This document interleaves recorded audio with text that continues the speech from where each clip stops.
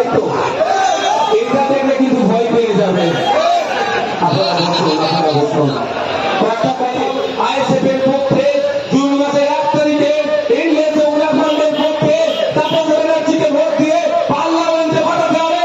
এই জন্য কম করে 10টা করে মানুষকে আইএসএফ এর পক্ষে নিয়ে আসতে হবে। আচ্ছা, আমি আপনাদের কাছে একটা আবদার করলাম, আর একটা আবদার করবো, আমার একটা দেখতে ইচ্ছা করছে। এই দুর্নীতিগ্রস্ত সরকার, বাচ্চাদের মিড ডে মিল চুরি করা সরকার, নেতা চুরি করা সরকার, এই জঙ্গলের অধিকার আদিবাসীদের তারা লুটে নিচ্ছে, যারা আদিবাসীদের তারা সামাজিক অধিকার তারা কেড়ে নিচ্ছে। এই অপদার্থ সরকারের মুখকে একটু কাপড়ে ধোয়াতে চাই। দাঁড়াবেন ভাই? আপনারা যে মোবাইলে একটু ফ্ল্যাশ